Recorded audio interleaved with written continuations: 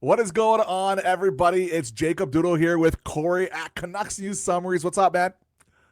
Are you telling me that these people are not, in fact, beautiful? Because I didn't use my catchphrase. He's giving me crap about it. This is the Vancouver Canucks and Calgary Flames pregame show that we're going to be doing, and we always do it every single game. So check that out. And I also do live streams on postgame shows as well. So definitely check those out when I do them. All right, so let's get straight into it. We're going to go over some of the lines. You can see here the power play units and some news and updates. So let's just get through some of the news and updates first. From Tyson Cole here, Tyler Myers rejoins the Canucks practice. Braden Coots is the lone skater in a black uniform. Thatcher Demko is not on the ice today due to personal reasons, but we've been assured there's no injury. And before you start there about the whole black jersey stuff, Braden Coots has been an extra at practice today. May just be today, is about tomorrow's lineup, but not involved in either power play unit, and has spent most of his session twirling around in the neutral zone. This is Jeff Patterson. So it looks like the line of Coots, Lekaramaki, and Kane, it looks to not be playing today. What's your thoughts on all that? Yeah, it seems like they won't be playing today. There's also not a pregame skate, so we're not going to really know until right before the game actually happens. Yeah, Brendan Batchelor said that Kane and Leck changed into black jerseys a few minutes later, and the whole line was in black. So, like, nothing to be concerned about. There was some concern at Yeah. first when he came out, but it kind of looks like, well, that line might be getting a rest. Coots has played a lot of the preseason games, and there's Yeah. still another one afterwards. So, which kind of indicates, okay, so he's going to hang around until kind of the last minute, which is Yeah. neat. It is, and it's definitely been one of the biggest talking points Yeah, in Vancouver. He's been just a great story, just a he's great fun. story.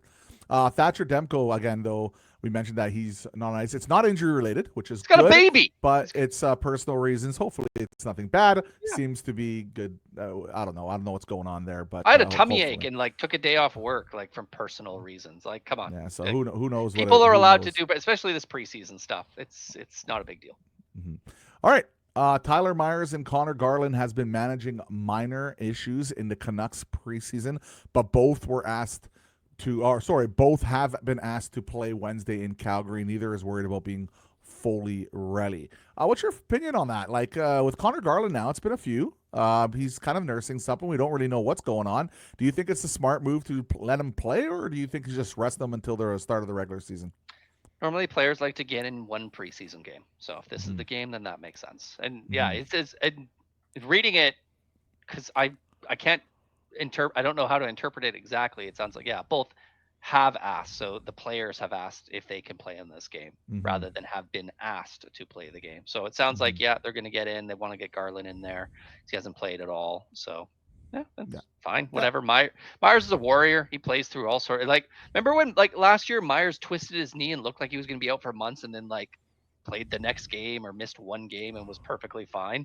Like that, I don't know what that man is made of, but he seems almost indestructible. It's bizarre. Yeah, I love development of Myers too. Like just as he's getting. It took him a while. He's Yeah, getting it better took him with age. 20 years in No. his career, and it's like playing the best hockey of his life. And it's like I don't understand it. I was so frustrated with him for so long, and then it's like, oh, he's like kind of steady Eddie out there. Still has like these bizarre moments where he makes a decision like, what are you doing? But everyone but most of the Go time he's chaos just giraffe, right? That's what everybody says, yeah, right? he's been fine. He's been fun and physical, and he looks young. Like he doesn't Mm. look his age for whatever reason. It's kind of funny to me. Like some guys 35 in hockey look ancient, and he doesn't. So he's going to be playing. Well, whoops. Let me go back to that. He's going to be playing with. Where is he? Well, Tyler Myers is he's going to with be playing with Marcus Pettersson. Uh, Most likely, if most they're going to likely, be yeah, going with this, if he is going to be playing, and also we have Garland there playing with Baines and Hedel. We will get to the lines more in detail in a second. We're just yeah, getting through kind of the news here. Next up, assistant coach Brett McLean says the Canucks plan on playing most of their vets in both games this week, so look forward to that. yeah, And they still need to evaluate some hopefuls. The obvious hopefuls there is Coots, Carlson, Baines. All these guys are going to yeah. have, and Sasson, and potentially Sasson anyway. I don't think I Sassen's going to get. maybe I think Kravtsov too is not going to get another look. It doesn't look I like don't for him. think given the way it went down today, it doesn't seem like Sassen, Kravtsov, or I can't remember Oman are going to play. I think this is more in reference to like the young D Hmm. as well, like Yeah, yeah. plus Coots and Baines and those guys, but also the 3D are kind of all fighting for that regular spot. And if you are curious about what the Calgary Flames are going to be bringing, let's just quickly get over that because we want to That's curious to see how good of a that's matchup their it is. lineup. So like, look at that. Like that's their team. Like pretty much That's this is pretty much their team. just without Um, Wolf, who yeah. admittedly is the most important member of that team, Mm. but that is their team. Yeah, so I'm really curious to see how their defense does this year. They have an extremely talented young defenseman there, and how do you pronounce his name exactly? The guy with the P. Is it I Para? don't know. Yeah, so I'm obviously not a Scared, Flames fan, scared. and I as a diehard hockey There's fan, the fact Perrick, that I but don't know how to say his name is actually quite embarrassing. I'm sure you guys are gonna give me shit for it in the comment sections, but feel free, I don't mind. like All right, honestly, last year I looked it up and I tried to find. I'm gonna try to figure this out, and I looked it up and I listened to like different commentators say it, and like three different people said it yeah, that's differently, true. and I was like, oh Exactly. come on, this is not fair. And I think it's just Perrick, Yeah, I think it's Perrick. I think it's but I'm not 100% certain. all right. Their defense is weird, like not bad, but Yeah, like well, Uyghur's great. Anderson's great. Perrick's great. Uyghur's fantastic. Yep, yep. Yeah, Well, he could be great. He played a game, two yeah, he looks games. pretty Like dynamic though. I he super dynamic. There's going to be rookie mistakes. Like even mhm, Hughes like took a few years to figure everything out.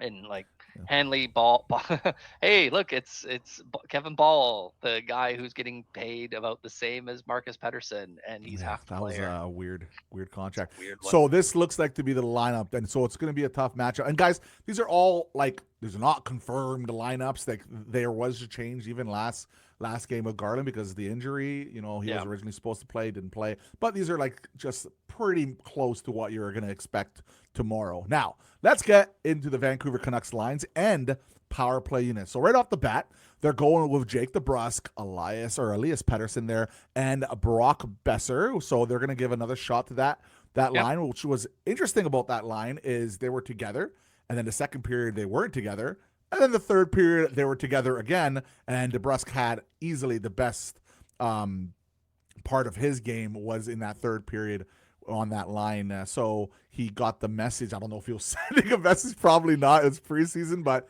he Yeah. did play better in that third. So what do you expect here from this line? This is probably going to be our line to start the year. What do you think? Yeah, they'll probably give it a good month to let those guys build up some chemistry and see where it rolls.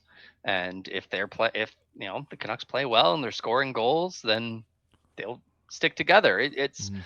I don't know how you configure these lines. Honestly, I don't Mm-hmm. know how you throw it all because you kind of have Five of one. them. Yeah, you have five of them, and there's only a couple. There's only really like one guy you look at that and go like, oh, he's not, he shouldn't be there. But everyone else, you're like, oh, okay. So like you can kind of just mix and match a bunch and see like, okay, let's see how this works. Yeah, so like obviously we talked about it a little bit earlier. We don't think the Kane Coots and Lecker Mackey line is playing tonight. Yeah, They might, but it looks like they're not going to be playing tonight. But we'll see yeah, which lines. So what does that mean here is that we have Baines getting himself another opportunity. yeah. Philip Hedel, and hopefully we see Garland. Hopefully he's healthy and he's ready to rock, and we can kind of see how he's going to be. Because Garland is an absolutely massive and huge part of this Canucks team. And considering a couple years ago, he was basically asking for a trade, and now look at him. He signed an extension. Like he's a big part of this team. Quite the development path there for Garland. And it's curious to see how this line works. But obviously, the name to watch, Hedo's been good already. We already talked about it at length, this transition. But Baines, does he have anything else left in him? He's got to Because show it. yeah, because let's be honest, like we're gonna be honest here. He hasn't made a difference in these preseason games. I know it's preseason, but he needs to make a difference, or else he's not going to be on team. So He's got to separate himself from the pack. yeah, And like exactly. I've said before, if he's gonna make it in the NHL, it's as like a third liner. He's a middle six. He's not he's not really a fourth line player. That's not really where his Mm, skill set fits in. So he kind of has to help provide sandpaper and offense, especially as a playmaker, and that makes him interesting as someone to try in that line. Garland is a play driver. mm, Edel's really not much of a play driver. He wants to be a finisher. He wants to score. He's mm. talked a lot about it. He says, "I know I can score more. That's what I want to do. That's what I like doing." Like, it's not setting up plays or anything. And Baines is way more of a playmaker who can fit in quite well with those guys Yeah. if he can actually like burst and get make it on the scene and actually contribute offensively. Like, he has like one goal Yeah. and that's it. That's his only point in like 20 something games. And Hmm. I'm a big believer in him. I love what I've seen in the AHL. He's fantastic. He just needs to translate it. And this is about Mm. kind of his biggest shot. It might even be like his last shot to show it, because he's waiver eligible. He'll Yeah, that's a very big point. He is Yep. waiver eligible, and he's not the only one here who's going to be very interesting to see what they do. Mm. By the way, it's funny that you're mentioning he wants to finish more with Hedel there because like that's the one thing he, I guess, hasn't been really doing in preseason is finishing, but Yeah, he's been his playmaking actually has been more impressive than I thought. it's weird. Um, but it's the transitional play with Hedel, man. Like the guy's Hmm. fast, and he just has a knack to just blow by people, and he just if he can learn how to finish, it's like the Bernier thing, right? Remember Steve Bernier? Like he Yeah. just could never finish, but he was or Grabner for the longest time in Vancouver, just could never finish. Now he did eventually learn how to finish a little bit better, but yeah. So that's the Hedo's an interesting. He's an interesting cat, man. I'm curious to see how he does for the rest of preseason, but he's looked pretty impressive. I know he's made some defensive mistakes here and there, but overall he's been, I think, pretty impressive. All right. Oh, go ahead. Edel's a weird. I'll just say quickly about Edel. He's such a weird player because he's been in the NHL for quite a while now, and I don't think anyone knows what he is. Mm, Like, you can't definitively put your foot down and say this is the type of player he is, or even if he's like actually a full time center in the NHL. mm-hmm, It's kind of one of these things. You're like, he's missed so much time with concussions and kind of been bounced around up and down lineups between teams. Like, what is he? Where does he fit in? You can see all these traits and everything, but it just kind of changes on a moment to moment basis. I want him to do well. I think all of us really want him to do well. mm-hmm.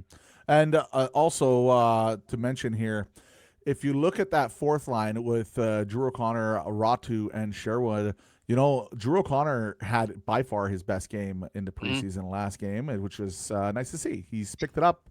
I thought this was going to happen with a lot of these vets. They're going to start slowly kind of picking it up as this preseason goes along, as they start ramping it up. I think Drew O'Connor kind of knows what's going on, so Yeah. he's definitely ramped it a bit. But you know, and Sherwood's been actually real good all throughout the preseason. Sherwood. There's no off. He doesn't he only that's what I mean. Like you need to extend this guy because like I don't feel like he's gonna drop off. Like I really truly even like after a few years, like I don't care how old he is. I just feel like he's one of those guys who just plays with that energy. Now, can he keep up? Well, that's a whole different story. But right now, he can keep up fine, and he's hitting people, and he's the emotional leader, energy leader, just like Garland, right? Like the emotional energy leader of this team. And we need more of those type of guys because we lost JT Miller, and he was the emotional kind of leader. Now he took it a little too far, but well, JT's not with us anymore. He's captain of the Rangers now, but yeah. So, but Aturatu, like this is it. Like Yep. last game, first period wasn't that great. Second period was okay. Third period, by far the best period, but he was a winger in that third period, which was fascinating. And so he can move around, which is Yep. useful. But he was like face offs is such an important thing that I feel the Canucks really like value, Yep. and he's a really good face off guy, right? He But you know he's what? one of Who's two on the team. The other two yeah, guys who take faceoffs, like Pedersen and Yedel, aren't great. With Yedel historically being like quite poor at it, and Pedersen being more kind of not great, but whatever, you can put up with it. Like, Bluger's always been good, and Ratu has like almost like a, if he can carve out a career as a modern day Yannick Perreault, someone who's yeah, basically like winning at a 60% and actually tilting the ice, even if you put him on wing. So like last year was his first full year playing exclusively as a center. mm-hmm, Before that, he was constantly rotating, and that was in the AHL. He's actually, his better games were at the wing 2 seasons ago. and he seemed to get lost trying to do everything. And that was more attributed to his lack of agility. It was not so much speed, it was agility. He was having trouble like pivoting and keeping up, and then his lack of foot speed. So it's like he basically would pivot, like read what he needs to do, couldn't pivot in time, and then his foot speed like prevented him from catching up to it. And that got corrected last year at the AHL level, and you saw it in the NHL as well.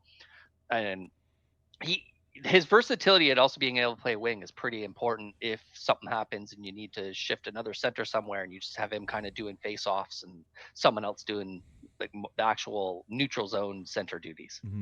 And it's important to mention here, you do see LeBate. He did, he's stuck around. He's stuck around for a little bit longer, even though technically he got sent down. So it's there's nowhere to send people. Like, here's the thing. Like, the AHL season hasn't started. There's no training camp, right? Like, so the training camp starts tomorrow. So the AHL training camp starts tomorrow. So like, I'm guessing that I don't know why they like announced it, waived him, then announced he was going there, and then kept him around for the day. Maybe just reward. He was pretty impressive. He was or fun. He did pretty good in his games. No, right? I thought he was great. Seriously, I thought he was great. Like I have nothing bad to say about him.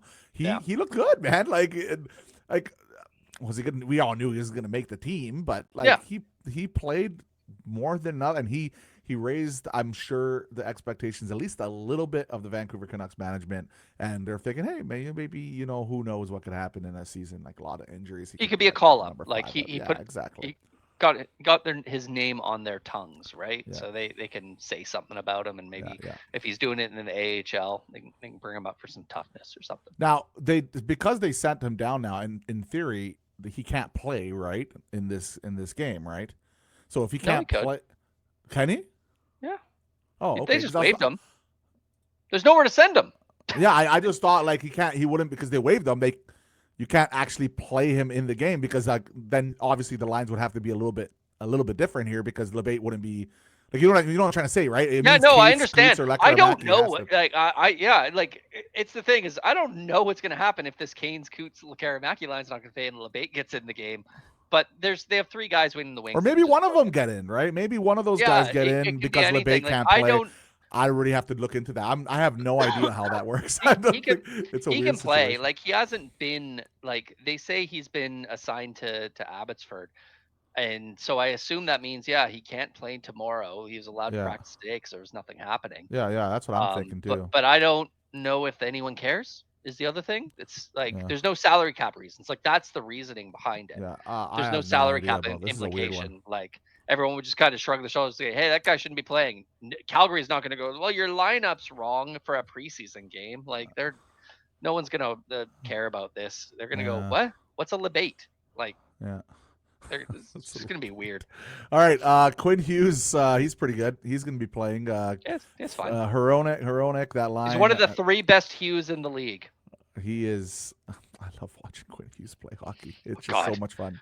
He's a point guard. He plays hockey like he's an NBA All-Star point guard. It's crazy. It's weird. It's Marcus. With Marcus Butterson here, he's going to be playing with either DPD or Myers based off the injury there. And then we have Forbert with Mancini.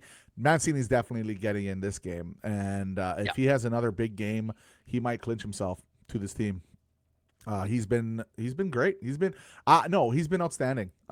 Even better than great. He's been outstanding. You want to keep making this bigger than he actually has been. I'll say this. Yeah, he does force plays sometimes and makes mistakes sometimes. Sure, absolutely. Yeah. But he also dictates play when he's on the ice a lot. He's been skating like crazy. He's going end-to-end rushes. He's being aggressive. He's hitting people. He's making plays. Like, his creativity is better than I would have ever thought. Like, he could really do. Like, I don't know what the hell's gotten into him. Like, he's playing like Tyler Myers played back in the day. Like seriously. Like, maybe that's a little crazy, but it is crazy. But seriously, like this. My opinion on Mancini has elevated since we got him pretty substantially. I always thought he would only we didn't watch him before. How many? No, but I always thought, even like when we watched him, like I always thought he would be like a 6th, maybe 7th depth guy. You know what, man? Is it crazy to think that he could potentially develop into a top 4 defenseman if he just keeps going? Like, it's not it's not out of his range. Like he has the size, the speed, and he has the puck moving ability. He needs to make less mistakes, sure, but you don't want Well, him to lose that aggression, right? no, the thing is like you get. Let's put it this way. There's don't take this as like a ceiling and a floor, but Mm. there's like two comparisons I can give. Kevin Bieksa, Mm-hmm. Riverboat Gambler. Like people describe Bieksa as this Yeah. defensive defender, and he was never that. He was always like he was skating end to end, Kev with his head up and basically like screwing up and having to get back, and then in between the whistles, that's when he's punching guys in the face. He actually wasn't like this mean tough defender on the ice. It was a mean tough defender when the whistles were blowing. Then he was beating the crap out of guys. Otherwise, he was like kind of fully offensive and like really taking risks. That was the thing. The other comparison is Matt Dumba, who I have never liked, and then the injury issues caught up, and Matt Dumba completely fell off a cliff. But Mm. those are kind of like two comparisons to Mancini. Both those guys are top four defensemen. Well, we're Yeah. top four defensemen, right? And you can kind of look and see, oh yeah, okay, that's what Mancini is. Like he's bigger than both of them. Neither of those guys were actually that big. They just played bigger than they were. So if you add like 4 inches to both of them, you get Mancini. Biggest It's thing fun. is whether he can smooth out the rough edges. Like if he can figure out how to also actually play better defense in the zone rather than always hunting the puck and trying to push the Mm-hmm. play up the ice. Like that's a good thing, but that gets picked apart in high level play, like when you're facing the McKinnons, when you're in the playoffs where everything. Yeah. But that's a concern Tighter. for Yeah. later. That Yeah. like And that's not a concern for now. it's funny you mentioned Dumba because it's funny because I've always liked Dumba. I know Yeah, I know you do. but since the injuries, he just hasn't looked like the same player. And I've traded for Dumba on the Canucks like maybe like 5 times, and I've always liked him as a hockey player, but the injuries really slowed him down, and now I don't like it's tough. that Yeah. archetype. Like Kevin But Bieksa is the only one who I have liked, and that's just because he actually was very smart. Like he really knew how to play. one last kind of old timer that reminds me of Mancini, if we're gonna drop names here, Ed Jovanovski. Like I Yeah. feel he kind of plays like Ed Jovo Yeah, a little bit there. you can yeah, that similar thing, that riverboat Yeah, gambler, that yeah. like, oh my god, that's amazing too. What are you doing? And like that's kind of what Mancini has. It's way, way, way less so. Mm. Like at this stage, like I really don't want to hype people up that this is And it's who he is. preseason. We gotta It's mention it's all preseason. Like this is the god. Fedorov was a superstar in preseason. Like we understand it's all preseason. Steve But Correa holds like Canucks point records in preseason, like 11 points in 4 games or 6 games, like incredible. But it's going to be really interesting to see where Mancini fits, and this definitely feels like an audition, and this is his audition games. Like yeah, if I would hazard a guess, I don't think DPD is going to play, and Myers will take that spot there. And mhm. Forbort will play with Mancini, and they'll kind of audition. See, let's see how this goes against the full Calgary Flames. Yeah, and it would be nice to have Forbort to have a better game. He was pretty suspect, I would say, last game. Could have played a little bit better, a little slow on the puck. But again, he's a veteran. Like he probably just doesn't care, to be completely honest. And then we have Pierre Olivier Joseph, who he needs himself a better games now because he was okay last game. But it's just I don't know. Like I would like to see just a little bit more. He made a He's the really nice seventh breakout defenseman pad. who's going to be treated like the eighth defenseman. Let's Fair put it enough. that way, right? Like And he's going to be the Willander, guy that you bring on the road trips, and he sits down, and then and if they only carry 7, then they call someone up, and he's still going to be sitting for the guy they're calling up. Like that's his role. He's just the warm body on road trips, and great. They trust him for that, and he can kind of play either side and do different things, and he has no cap hit. So and Willander is interesting because there's a couple more preseason games. He's going to get one of them. And because of Mancini playing so well, like that could have been the spot where Willander kind of makes it. And now, but the interesting part about all this is Willander just came off easily his best game so far. So it's going to be an interesting little mini preseason little battle here between the yep. two defensemen. Which one's going to make it? But it looks like one of them is going to make it for sure. It does look I don't like one of know. them's going to make it. I'm not convinced. I think it's a fight between DPD Mancini and Vilander, who that's how he says he wants his name pronounced. And I we'll talk. Well, we can talk about it later. Well, Well, I have some thoughts. yeah, I DPD is have some making this team. thoughts. There's 0% chance he's not making it, especially after what I've seen in I preseasons I already. wouldn't say 0. I Let's would put it that way. be stunned. I would be I'd be shocked. floored I'd be shocked. if DPD did not make the I team. would be shocked, but Yeah. I don't think it's a 0. Fair enough. Fair enough. Yeah. And that we have Lankin in there with And Tolo Pilo. So that's the yeah. goaltending crew we're going to get tomorrow. So again, these lines we don't exactly kind of know which ones are going in, which ones aren't, but this is what we're going to have most likely for lines. I think we know 3 of the lines. I think we know the Oops. first, second, and third line, and then it's just what combination of those other 5 or 6 players are actually going to get in. So let's quickly here talk about the power play unit. Yep. We're going to be going with our power play.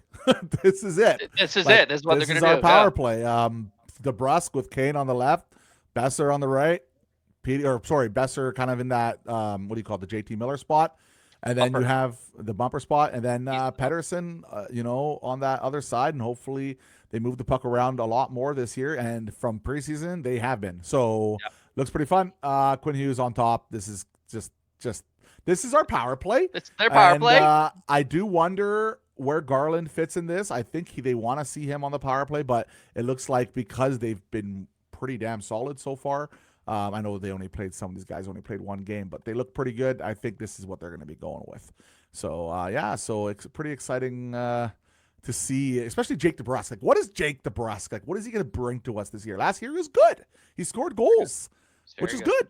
He's a good net front player. Right? Him and Besser are both good net front players, and they can rotate roles. So if one of them starts, if DeBrusque is struggling on the power play, you just swap him for Garland. Garland's on the power play too.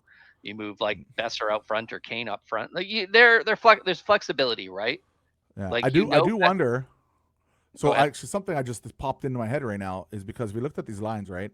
And Lekkerimaki with Coots and Kane. Remember we said one person kind of has to play because LeBate, he might not play because of the whole, they just sent him down. Well, Lekkerimaki there's on the power play second unit with Hedel and Garland. So and there you go. Like there it is. So you can put Lekkerimaki with Garland and Hedel. So maybe I think they're going to put Baines there. I think because they're practicing Baines is going to stay on that line, and this is the opportunity to kind of show what you got.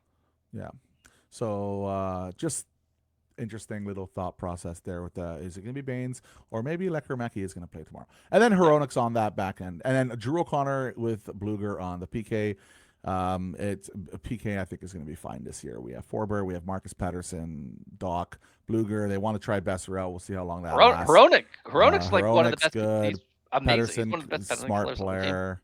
Yep. He's stronger now too, so that'll help, right? Quinn Hughes was killing penalties. I think penalty is actually going to be pretty decent.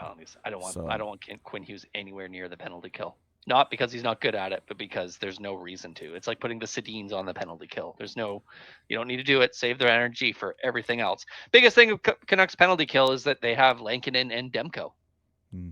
That's it. That's your best penalty killer. And we have some of the best goalies in the league, man, and they're on our lovely hockey team. So that is, guys, the pregame show of the Vancouver Canucks and the Calgary Flames. Again, you're probably going to watch this. So it says tomorrow at 6 p.m. You're probably going to watch this when it's going to be today. So take a look, 6 p.m., watch the game. I hope you guys enjoy it. And Corey, thank you so much for joining me. And it's going to be great. Take care, guys.